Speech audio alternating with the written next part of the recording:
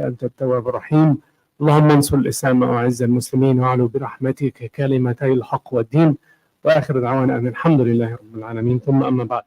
So we're resuming inshallah the conversation on the seerah of the Prophet ﷺ and specifically the Treaty of Hudaybiyah. And by most accounts this was the 6th year of Hijrah. So we are in the 6th year of Hijrah. What was, just to do a quick review because we didn't have a lesson last week, what was the key major events before this? What happened in the 5th year of Hijrah that were kind of major events? Which ghazawat? Khandaq, right? Or Al-Ahzab, right? And the other one is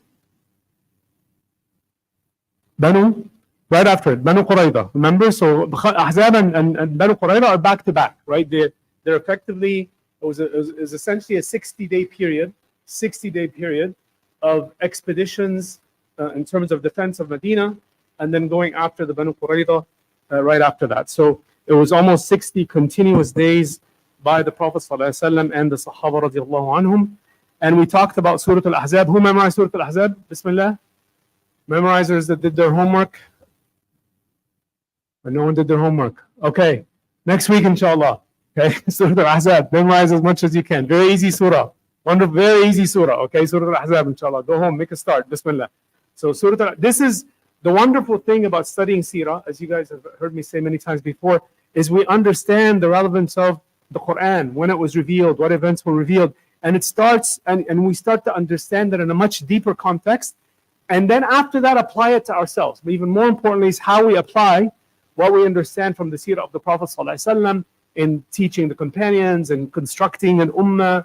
And then the relevant ayat of the Quran. When did Allah subhanahu wa ta'ala, what haram did He make? And then apply it to ourselves. So it's important that we start to tie the two together, including the hadith of the Prophet ﷺ as an example. Okay, so in the 6th year of Hijrah, the Prophet ﷺ, as I said, just to go very quickly over this, and we won't finish Hudaybiyah. Hudaybiyah is probably going to take 2 more times, or at least 1.5 more times. The Prophet ﷺ had a dream. Where is this mentioned in the Quran? So hard questions. You know what the dream is? I'm not going to tell you. I'm not going to ask you, well, what's the dream? That's an easy giveaway. That's like you have a piece of chocolate. Okay, so we're not doing that. Like, where's the dream in the Quran? Surah Al-Fath, mashallah. Do you remember which ayah? MashaAllah. لَقَدْ صَدَقَ اللَّهُ رَسُولَهُ الرُّؤْيَا بِالْحَقِّ.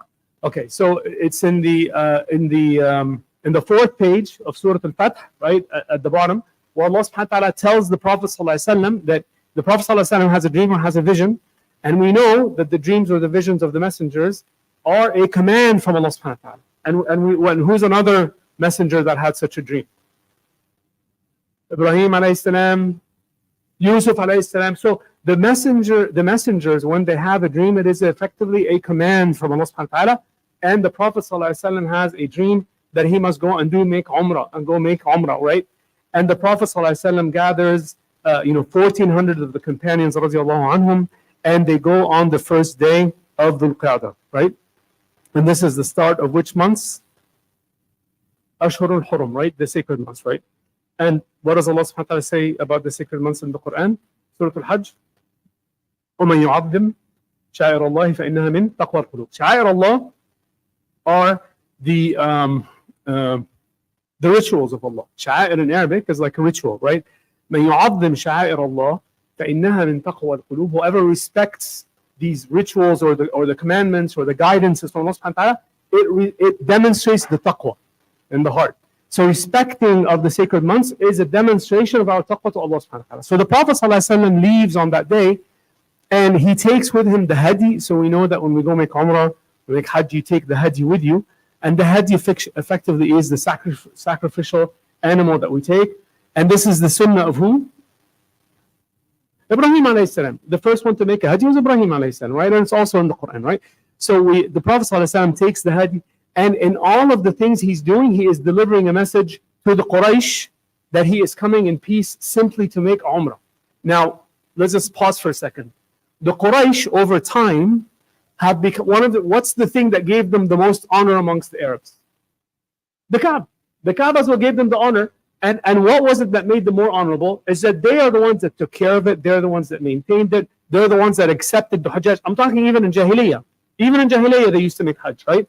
because this started at the time of Ibrahim. Now, like any other practices of human beings, it got deformed, right? It got corrupted over time. That how they were making Hajj in Jahiliyyah and the things they were saying is not what Allah subhanahu wa ta'ala commanded Ibrahim alayhi salam to do. So it got corrupted over time. But nevertheless, they had pride in the sense that they were the keepers of the Kaaba, they were the maintainers of the Kaaba. They showed generosity to the Hajjaj coming in.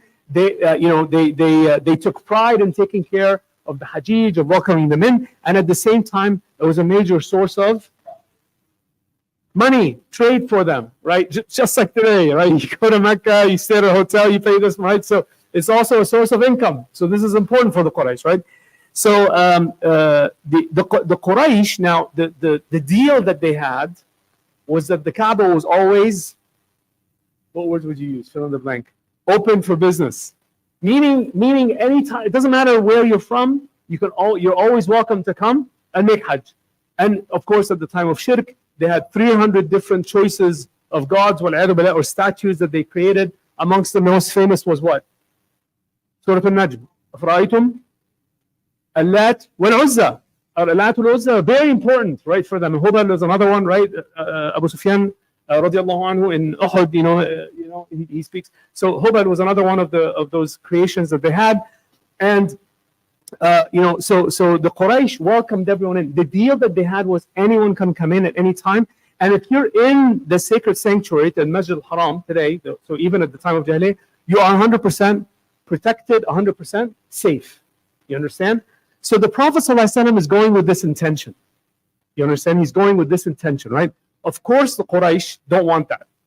Of course, the Quraysh don't want that, right? The last people they want to accept coming in are the Muslims, right?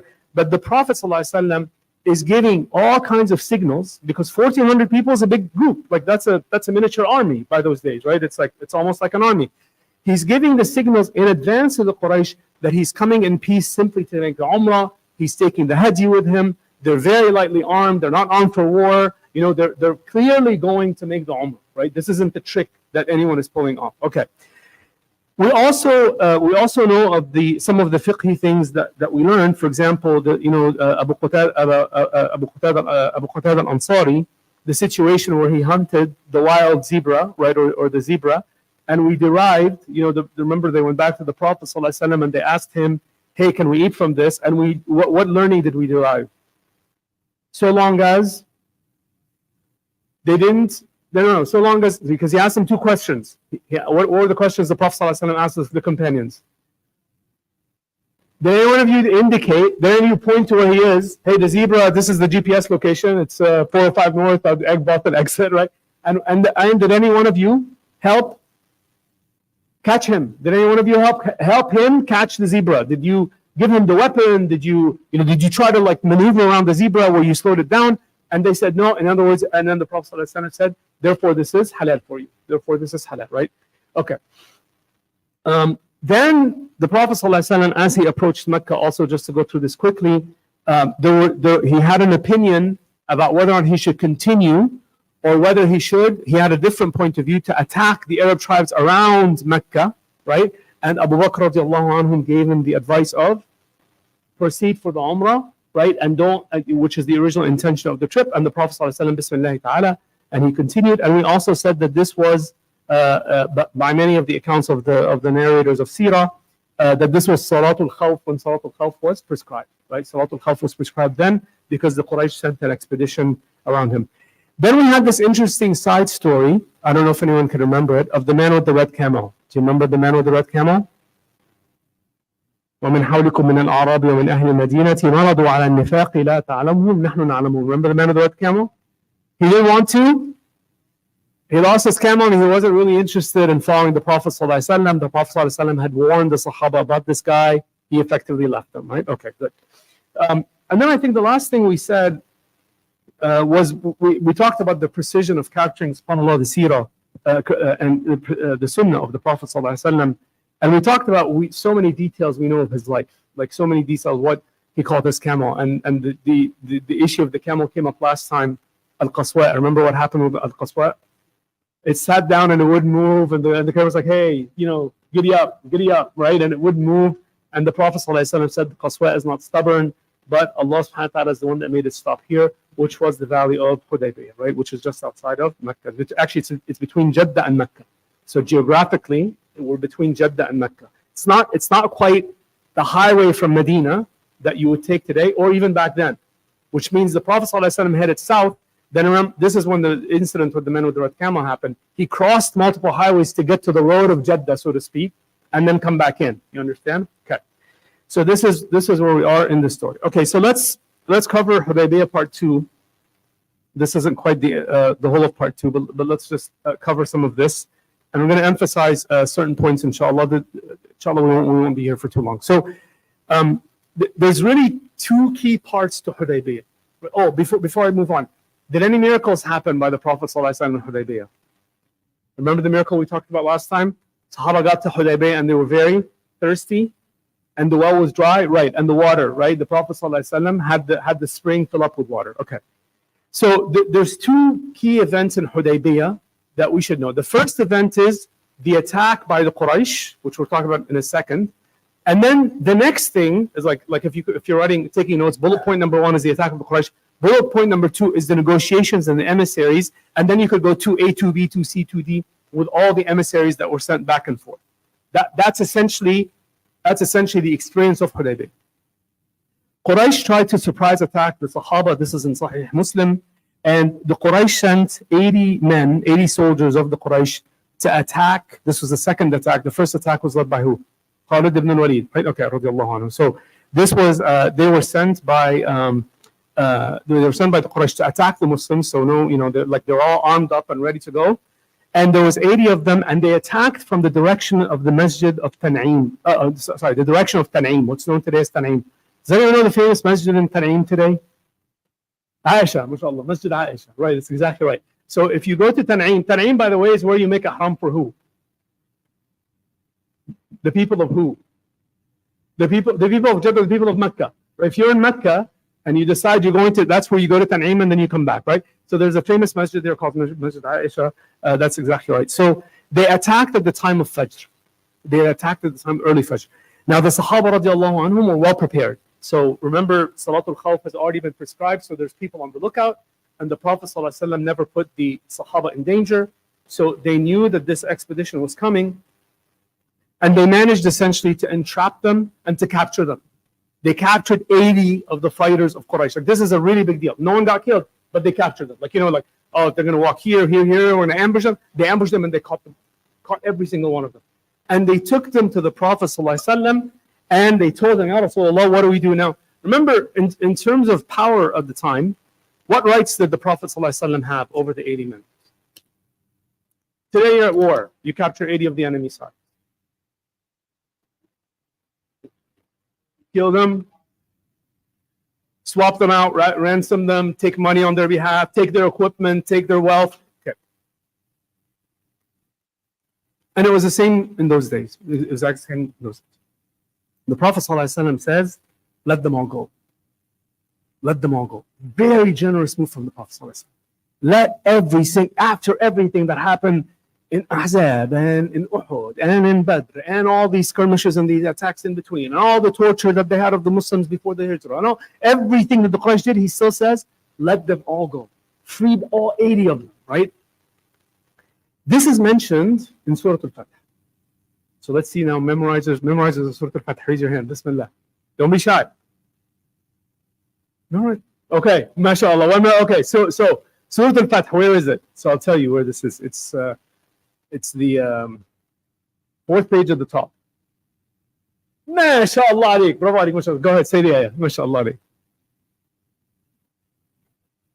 أيديهم عنكم وأيديكم عنهم ببطن مكة. MashaAllah alayk. So Allah subhanahu wa ta'ala says in the surah, He says, وهو الذي كف أيديهم عنكم وأيديكم عنهم ببطن مكة من بعد ما أظفركم عليكم وكان الله بما تعملون خبيرا. So Allah subhanahu wa ta'ala says this about this specific incident.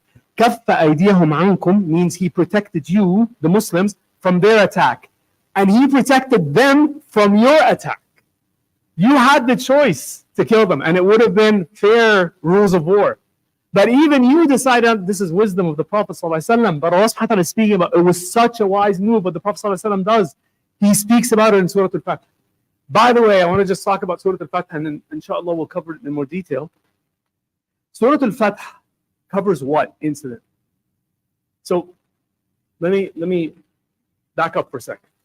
Every surah in the Quran, one of the easiest ways to memorize and understand the tafsir, at least this works for me, but let me just explain to you what I'm about to say, has a key theme.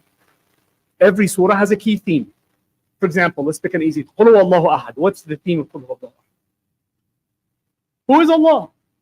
The key theme is who is Allah. So very easy surah. The key theme is who is Allah. If someone comes and says, who is Allah to you as a Muslim, don't sit there and go, oh, it's God, it's the Muslim concept of God. Like, tell him قُلْ هُوَ اللَّهُ أَحَدٌ. Explain to him قُلْ هُوَ اللَّهُ. Why do you have to try to be a philosopher? Tell him to explain to him or her قُلْ هُوَ اللَّهُ أَحَدٌ in English. You just answered the question in a perfect way. You understand? Every surah in the Quran has a theme. Every surah in the Quran has a theme. So the theme of Surah Al-Fath is about what? The outcomes of Sulh al-Hudaybiyah. The key theme of Surah Al-Fath. Many people say it's about Fath Makkah. Many people say it's about Fath. Now, Fath in Islam, or victory or liberation, could be about anything. It could be about Fath Makkah. But the key theme is not Fath Makkah. The key theme of Hudaybiyah, the key theme of Surah Al-Fath is Sulh al-Hudaybiyah. Number one, it was revealed right after, on the way back to Medina, right?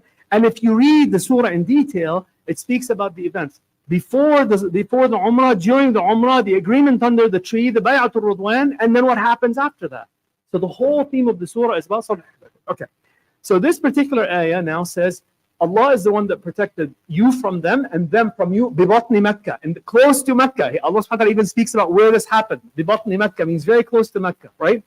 And بعدما أطلقكم عليهم, after He gave you victory over them. So even though He gave you victory over them, you were still able to free them and let them go. Meaning this was a very, very wise move. Okay, so this is what was revealed when the Prophet ﷺ released them. Now, why did He release them?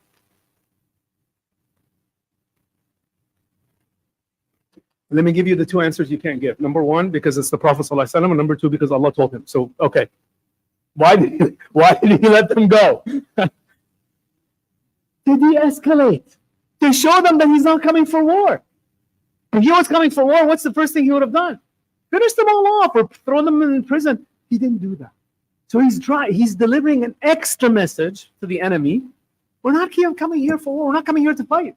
Here's your men back. The men that you sent to kill us, here you go, have them all back. Right? So He sent them exactly like the Shaykh saying, to de-escalate, right? Okay. So now we get into the phase of the emissaries. So we learned what happened to these men. We learned about the surah, the ayah that was revealed in Surah Al-Fath. And the first person that is sent is from the tribe of Khuza'ah, and his name is Budayl ibn al-Warqa. Now, it appears that Budayl ibn al-Warqa, wallahu a'lam, he had some sympathy towards the Muslims. He wasn't a Muslim, he was 100% mushrik, but he had some sympathies towards them, wallahu a'lam. He was not from the Quraysh. So at this stage, no one from the Quraysh is sent. He's a neutral, he's from the tribe of Khuza'ah, right? So he decides to volunteer to be an emissary between the Muslims and between the Quraysh. By the way, this person eventually accepts Islam. So he is a Sahabi radiallahu anhu, right? At the time he's not a Sahabi. And he goes to the Prophet ﷺ, and he says to him the following. He says, I have left the sons of Ka'b ibn Lu'ay and Amr ibn Lu'ay camped and armed to the teeth. Who's Ka'b ibn Lu'ay and Amr ibn Lu'ay? Who are they? I have left the sons of Ka'b ibn Lu'ay and Amr ibn Lu'ay. Now you're getting into the history of the Arabs, right? The history of men. Ka'b ibn Lu'ay and Amr ibn Lu'ay is the great-grandfathers of the Quraysh, of the Jahili Arabs, the Jahili Quraysh people. But they were very famous warriors. If you ever study Arab literature or Arabic literature, you'll know that there's a very famous poetry called the Sha'r al-Jahili, Jahili poetry, right, in Arabic. And it is actually the most, as an Arab, I can tell you, it's the most beautiful poetry. The most beautiful Arabic poetry you can read, in my opinion anyway, is the old Jahili poetry, right? Not the modern new stuff. But anyway, so Ka'b ibn Lu'ay and Amr ibn Lu'ay were these people that are mentioned in Arabic poetry. They were famous warriors, and of course they were kuffar. But he comes and he uses them to like I've left the sons of like Bruce Lee and Rambo over on the other. Like that's kind of what he's saying, and they're armed to the teeth waiting for you. They're armed to the teeth waiting for you. So I'm giving you a warning. And they will prevent you at all means from entering into the Masjid al-Haram. They will absolutely not let you enter into the Masjid al-Haram, and they're waiting for you to pick a fight with them. And the Prophet ﷺ says the following. He says, we haven't come to fight. We haven't come to fight. We've come to make Umrah. And you can see around you that we're all dressed in ihram. We have our hadi. No one is here, ready to fight. We have very light weapons. If war has hurt the Quraysh, and war has hurt us, like both sides. Both sides have now we've been at years of war. It's hurt both sides. It's time to kind of call it a truce. And the Prophet ﷺ says, I prefer peace, but if all they want is war, I will give them war. Even if I'm killed, there's an expression in Arabic like, I will fight for them, or I'll fight against them until they kill me or chop off my neck. Like, I'm going to exert all the effort, right? If they try to push back on me, and I will go and do the Umrah. And then the Prophet ﷺ makes him an offer. He says, if it's easier for the Quraysh, let them know, if it's easier for the Quraysh, that we're willing to give them a few days to pack up, if it's awkward or embarrassing for them, pack up their stuff, leave Mecca, give us time to make Umrah. Just give us a day to make Umrah, and then we'll leave. And that way there's no contact. Like it's a safe place. If it's acceptable to them, let them leave for a day and come back. Awkward or whatever words you want to use, and we will go and we will make it, and we make the Umrah and then leave Mecca. So Budayl now goes back to the Quraysh, and he tells them, if you want to hear what I have to say, do you want to hear what I have to say? Remember, he went as a volunteer. They didn't send him, right? He says, do you want to hear what I have to say? And they said, no, we're not interested. And the wise man of the Quraysh then said, guys, shut up, let him speak. Let him say what he has to say. So he says to them, look, I went to the Prophet ﷺ and I told him, I warned him about you, and he said all he's here for is Umrah. He's here for Umrah, and I can tell you everything I've seen, he's not here for battle, he's actually speaking the truth, he wants to come for Umrah. Now, notice, because this is mentioned in all the books of Sirah, the reaction of today what we would call the Islamophobes, ignorance. I don't want to hear anything, I already know. Your Islam thing, man, I know about your Islam thing, Fox News. I know about Islam. I'm an expert on Islam, right? Someone living in the Southwest or whatever, they have never been out of the country, doesn't have a passport. I know all about them Muslims, right? So the attitude persists all throughout time, right? Sounds of ignorance versus sounds of wisdom, right? Okay. So basically, he tells them, he goes on, he says, you're being hasty with this man. You're really misjudging this man. And then they respond, their conclusion at the end of the conversation, of the back and forth, they respond and they say, by Allah, we will never allow him to enter Mecca, and we will never let the rest of the Arabs say that he had the upper hand over us. We will never let him enter Mecca. We will never let the Arabs say that he had the upper hand over us. This deal that the Prophet ﷺ proposes is what he proposes to every emissary that was sent. What the Quraysh said about we will never let him enter and say that the Arabs will say that he had an upper hand over us is what they said to every single emissary back. Incidentally, they got what they wanted at the end. You understand? The Prophet ﷺ still got to go to make Umrah the following year, but they got what they wanted at the end. Okay? So I'm just saying these two things because you'll see them repeated all throughout. Okay. And also, what does it tell you about their attitude? Again, attitude of Islamophobes or fools or whatever. What's this about? We don't want to let the Arabs say that he had the upper hand over us. What's that called? Arrogance. 100%. Arrogance. The root of all evil. Right? أنا خير منه خلقتني من نار وخلقته من طين. Right? The exact same type of arrogance. Okay. So then, the second person that is sent, his name is Urwa ibn Mas'ud al-Thaqafi. I'm probably going to end with Urwa ibn Mas'ud al-Thaqafi. Radiyallahu anhu, because later on he also accepts Islam. Urwa ibn Mas'ud al-Thaqafi. Now, he is from the tribe of Thaqif. MashaAllah alik. And the tribe of Thaqif is which tribe? Where is Thaqif?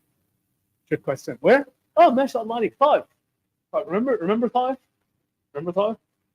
One of the worst experiences, in fact, the worst experience of the Prophet ﷺ. When he asked Aisha, when she asked him in Hadith of Aisha radiallahu anha, she asks the Prophet ﷺ in Medina, she said, Ya Rasulullah, what was the worst day of your life? Was it Uhud? Was it Uhud? And the Prophet ﷺ responded, he said, no, it was the day of Ta'if. The day of Ta'if, right? Okay. So he is from Ta'if. Now, pause and let's talk about Ta'if for a second.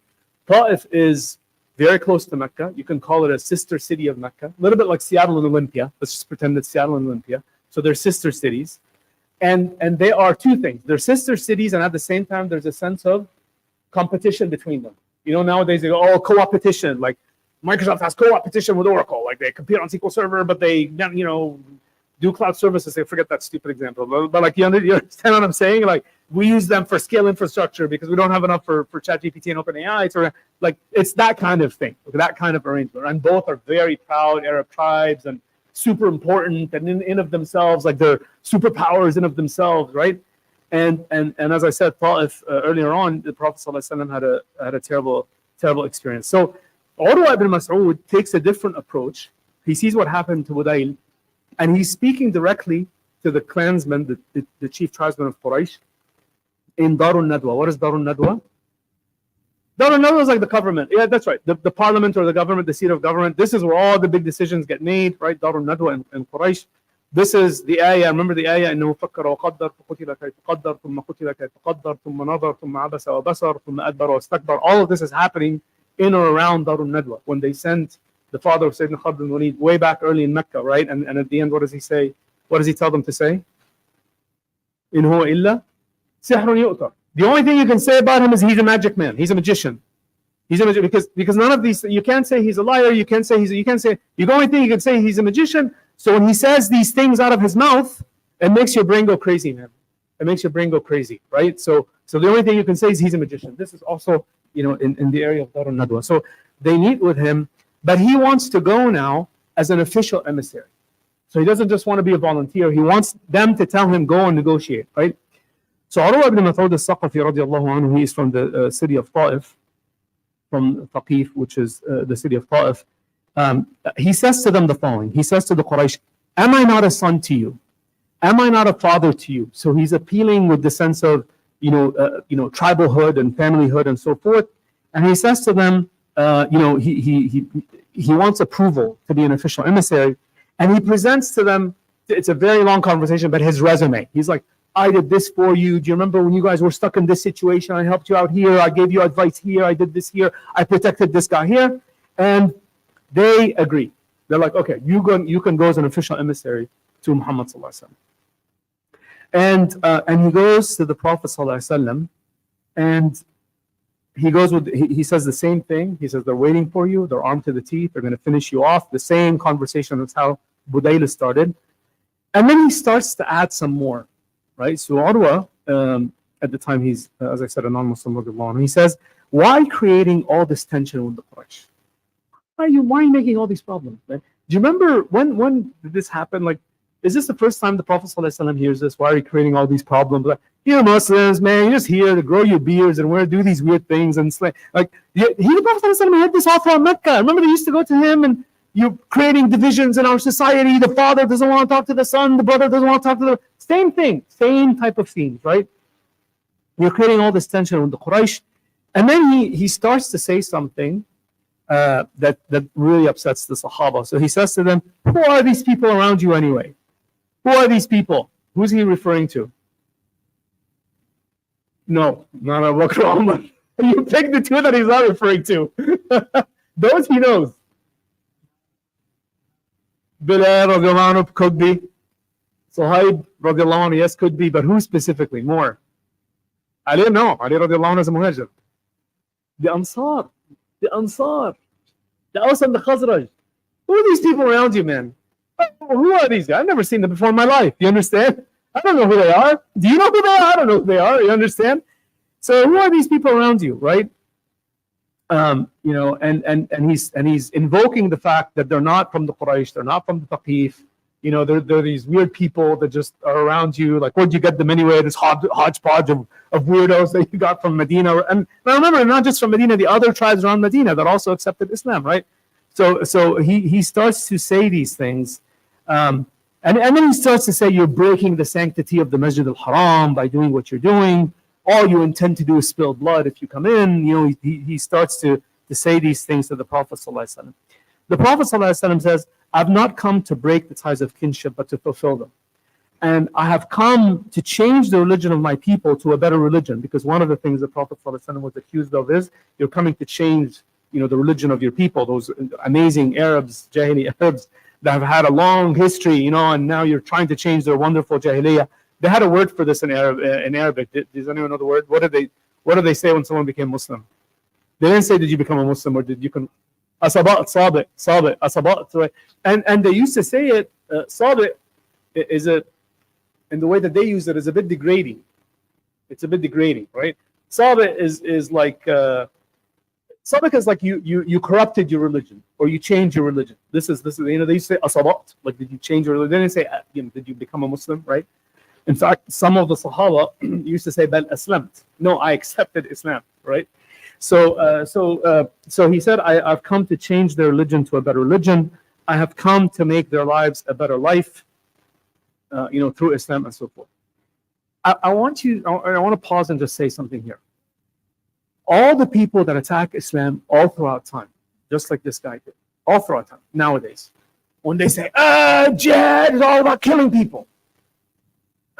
You know, the treatment of women, you guys subjugate women and you do this and this and this. We have to understand, first of all, we have to be able to take a step back, relax, and be able to respond. We have to understand that Islamophobes all throughout time, all throughout history, from the time of the Prophet ﷺ until the Day of Judgment, they come and they attack our deen, or they attack us, you know, individually, with elements of truth that they completely deform. Does jihad have fighting? Of course jihad has fighting. Is jihad about just walking around and killing people in the way they describe it? Absolutely not. That's not what jihad is about. Right? Does it look like Muslim women have fewer rights? Like we have to wear the hijab? From their perspective, the hijab is a bad thing. From our perspective, the hijab is not a bad thing. But if all you're thinking about is like women's rights and cover your hair and color it green and walk around in the wind and have it fly out like that and put it in a commercial, yeah, hijab looks like an ugly thing. We must always take a step back and explain to people properly why we do the things that we do. This is true all throughout time. And I'm just calling it out here as an example of what this guy says to the Prophet ﷺ, right? So, you know, one of the things that they said about him is he's a magician. Did it look to them like he performed magic? It looked to them like he performed magic. But what did we call that magic? It's called a miracle. When a prophet performs magic, it's called a miracle. When Musa alayhi salam had a staff and he threw it on the floor and it became a snake, it looked to them like it's magic.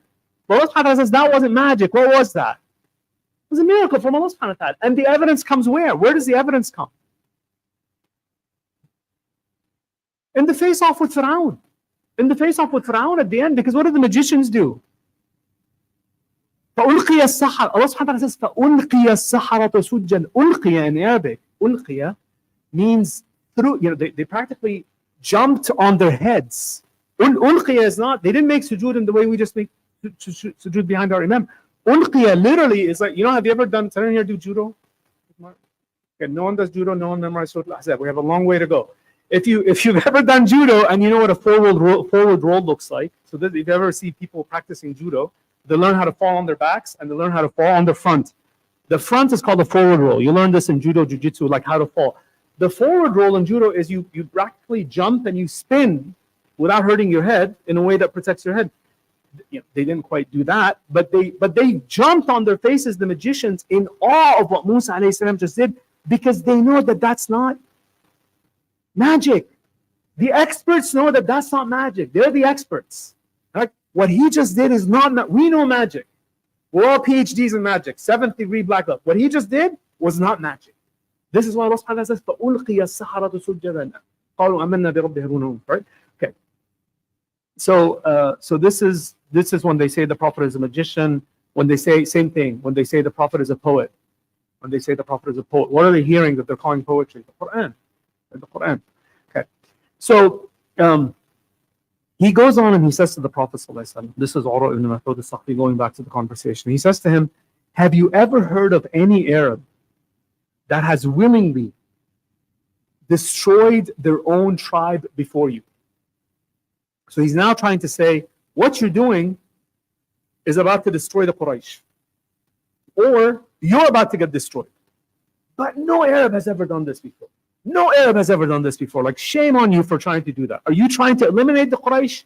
Are you trying to get eliminated by them? Like, why are you doing what you're doing? And then he says to him, if they decided to attack you, they're being very nice because I just left their camp. But if they decided to attack, he says, these men around you, remember at the beginning, he said, who are these men? These men around you are not going to protect you. I don't know who they are, but they look to me like they're going to run away. No one's going to hang out and protect you. And he just says they're just a bunch of bandits and they're going to run away and desert you at the earliest chance possible, right? And this shows you, and again, like, we understand why he's saying it from his perspective, because in Jahiliyyah, it was all about tribalism. It's all about tribalism. No one truly understands Muslims in the sense that when Allah subhanahu wa ta'ala says, He put the love of each other in our hearts. This is a miracle of Islam. This doesn't exist anywhere else. No other system. You could say I'm an American from Georgia, an American from California, and they hate each other because of political views. But Allah subhanahu wa ta'ala says He made us love each other. No one understands. This concept is amazing to them. When people come even into our masajid nowadays, non-Muslims, and they see how the Muslims behave, like, one of the things that we should all call out when people come in is, how many nationalities do you think we have here? 20, 30, 40? Like, how many? Like, these people may not speak the same language. They definitely, some eat spicier food than others, right? Like, we completely different. But what gets us together is what? La ilaha illallah Muhammad Rasulullah. When you go to Hajj, you'll be standing or sitting next to a Muslim from China on one side, Uzbekistan from the other side. You don't speak anything together, but you're there for the same purpose. So he says to him, these people will abandon you at the first opportunity that they have, because he has the Jahili mindset, right? And remember, there's 1,400 Sahaba with the Prophet ﷺ, and the bulk of them are not from the Quraysh. The Quraysh are a minor minority of these people, right? Okay. So Abu Bakr radiallahu anhu was the kindest, most gentle of men, most polite of men, most controlled of men. Curses this man in a way that cannot be said in the masjid, right? I can tell you outside. I hear what he said because it's actually recorded. But like, he just said something that just an incredible curse against this guy, right? And it curses him, and it curses specifically Allah, right? The God that Thaqif worshipped. So Thaqif worshipped Allah, right? And this shows you the love of Abu Bakr radiallahu anhu. Like, that's not the nature of Abu Bakr radiallahu anhu, right? And then he responded to Sayyidina Abu Bakr radiallahu anhu. He said, if it were not for a favor that you had over me, Abu Bakr radiallahu anhu had paid a debt for this man in the past, I would have responded to you. I wouldn't have been quiet about this, and I would have responded in kind. But he decides not to respond. The other thing that's mentioned in the books of Sirah is Urwa ibn Mas'ud al-Thaqafi. This is an Arab tradition of the time, but I don't think they do nowadays. At least I haven't seen them do it. Is when they're talking to each other, they're holding and touching each other's beards. Okay, what do you think it's a symbol of? It's a symbol of equality in terms of status. Like, I'm a chief, you're a chief, so I got to play with your beard. I don't know. But by the way, I'll tell you guys a funny story. So Sheikh, you're from South Africa. Do you follow rugby? Do you ever watch the New Zealand team? Of course you would. Like if you ever meet the Sheikh Fadl, like, oh, he talks about rugby, right? So the New Zealand. I lived in Australia for a long time, and the New Zealand team. One of the things, they're all mashallah Maoris, and they're massive and they're huge, and you don't want to mess with the Maoris, right? But when a head of state goes to visit New Zealand, they must meet the Maori tribes out of a sign of respect. The Maoris are the original inhabitants of the country, right? And the Maoris, one of the things that they do is they do a war dance in front of them. And hopefully you're not too afraid, so you can sit and survive this war dance, then they'll accept you. Then the next thing that they do is, how do they salute each other? By the noses touching. Like, if they like nose to nose, khalas, we're friends for life. So every custom has its own, every tradition has its own custom, and in those days it was this a beard thing.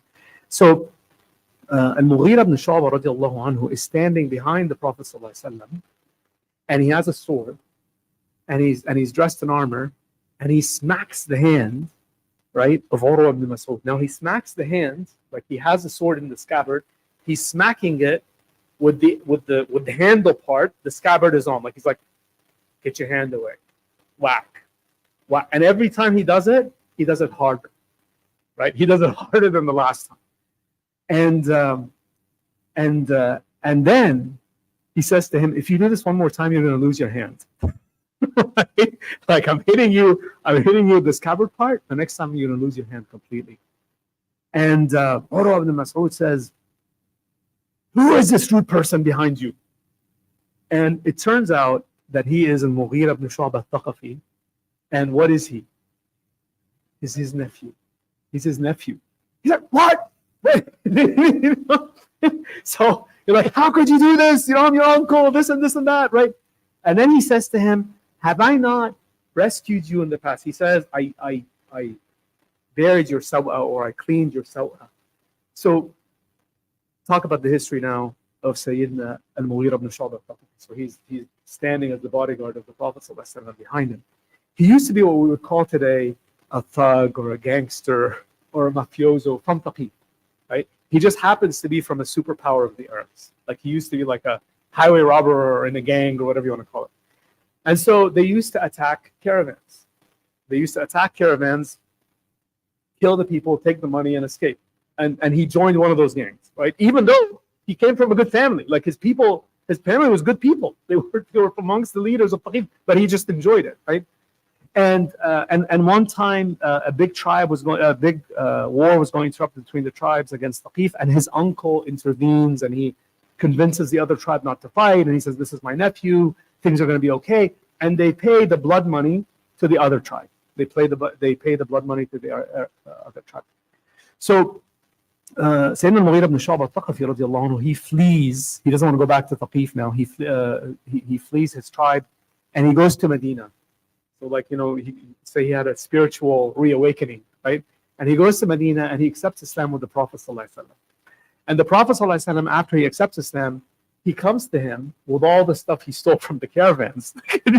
Like he now has like, look how much money I have, Ya Rasul. Look how all the stuff I've got. And the Prophet ﷺ says no. He says, as for your Islam, we'll accept it. Your Islam is accepted. But this stuff we can't take. Like this comes from highway robbery. Right? The source of the income is not quite clean. Like you can't be a drug dealer and say, I'm donating $10 million to the masjid for my drug money. Say takbir. Like it doesn't work that way. Right? It doesn't work that way. So he says, as for the money, we can't take it. This is stolen money from the caravan. Okay, and we'll just close with this piece. So Sayyidina Urwa radiallahu anhu, Urwa ibn Mas'ud al-Thaqafi now, after this event, he goes back to the Quraysh. We all know this famous hadith. Yeah? He goes back to the Quraysh. So, and you could like he went for an hour. Roughly, most books say he stayed for about an hour. Maybe he hung around a little bit longer. He goes back to the Quraysh and he says to them the following. He says to them, I've entered the palaces of Caesar and Khusro in Persia and Najashi in Abyssinia, and this is the first thing he says to them, I have never seen a people, companions, respect their leader in the way that these men respect Muhammad sallallahu alaihi wasallam. I've never seen this in my life. And he's explaining it, like he didn't say this with the Prophet sallallahu alaihi wasallam. He says this to the Quraysh when he goes back, because he's trying to be an honest emissary, right? And he says, everything that he did, they followed. He said that when he would go make wudu, so this is the part that explains to us he was there a little bit longer. He says when he would go make wudu, they would fight each other over the leftover water from his wudu. When he even spit out, they take it and put it on their faces. When he was in the room, remember this negotiation is happening in a big tent, and he turned his head. They would be looking. They were as if, there's an expression in Arabic, as if the birds were on their heads. They look exactly where the Prophet ﷺ was looking, waiting for him just to signal what he wanted to do so that someone can go and do it on behalf of the Prophet ﷺ. So he says to them, I have never seen respect and love. He says, كَادُوا يَقْتَتِلُونَ عَلَى وُضُوئِهِ. كَادُوا يَقْتَتِلُونَ عَلَى. It means they almost fought each other over picking up his wudu, his wudu water. this is a very famous hadith. By the way, the other thing he said they would. He says looking at his face is a beautiful thing. So he says this is the enemy of Islam. He says looking at his face. He says while they wanted to look at him, they would never look at him directly out of respect for his character, and they would generally look with their eyes looking down. So when they spoke to the Prophet ﷺ, they never looked at him in the way that we directly, right? They'd always look while lowering their gaze when they spoke to the Prophet ﷺ. There's a famous hadith of Sayyidina Amr ibn al-As. Does anyone know this hadith about looking at the Prophet ﷺ? Amr ibn al-As. So Sayyidina Amr ibn al-As, Sayyidina Amr ibn al-As accepted Islam really late. Yeah, really late. Yeah, exactly, right? Like Sayyidina Amr ibn al-As, like ninth year towards the very end. By the way, who influences Sayyidina Amr ibn al-As to accept Islam? MashaAllah. Yeah, one of his best friends, Sayyidina Khalid al-Walid, right? Okay. So Sayyidina Amr ibn al-As, he says, there's nothing more beautiful than looking at the face of the Prophet ﷺ, but I cannot describe it to you. He said, I can't tell you what he looks like because you can't look at him straight, right? Out of respect for the Prophet ﷺ. So he says to them the following. He says, here's my conclusions. And he's very scientific, right? He says, they're never going to hand him over to you. They're never going to hand him over to you. Even the women will give him up. The women that I saw when they were the Sahabiyat that the Prophet ﷺ took, the women will also defend him until the end. And then he says to them, if you wish the sword, you're going to get the sword. If you're trying to fight with him, they will fight him. And they don't care what happens to them, meaning the Sahaba radiallahu anhum, they don't care what happens to them so long as they are defending the Prophet ﷺ. They don't care what happens to them, right?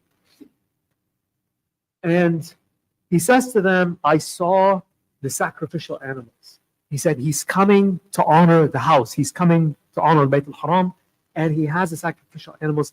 My advice to you is to let him do it. My advice to you is to let him do it and come in. And, this is, I just want to say a few things.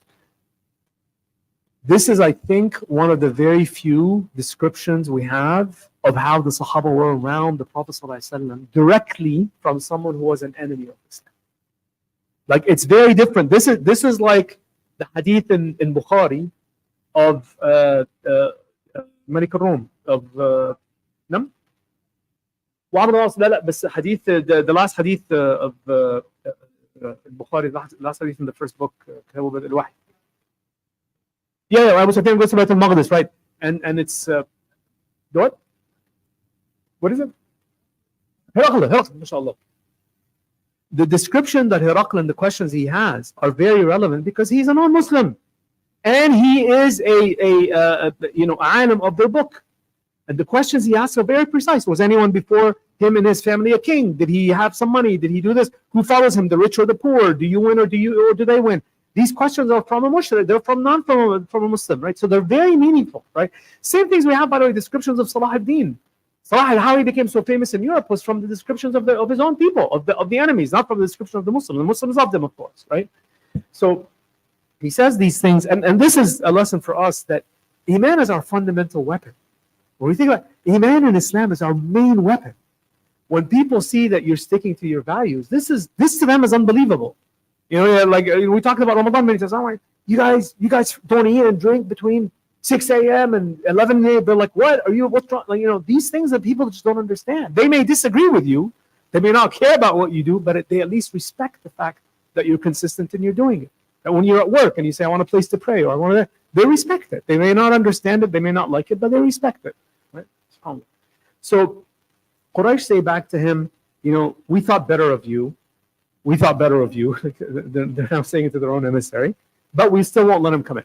We're still not letting him come in, and we're not allowing him to come in this year. The Arabs are going to speak about this and this and that, and we'll just close with this, inshallah. At the end, Urwa ibn Mas'ud radiallahu anhu, he accepts Islam. He goes to Medina. He accepts Islam later on, directly with the Prophet ﷺ. And he is the very first elder of Thaqif and Ta'if to accept Islam, to take the Shahada. And he tells the Prophet ﷺ, I'm going back to my tribe to make da'wah to them now. And the Prophet ﷺ says, I'm scared for you. I'm scared for you. And he says to the Prophet ﷺ, don't worry, don't be afraid. My people love me so much. They're so respectful of me.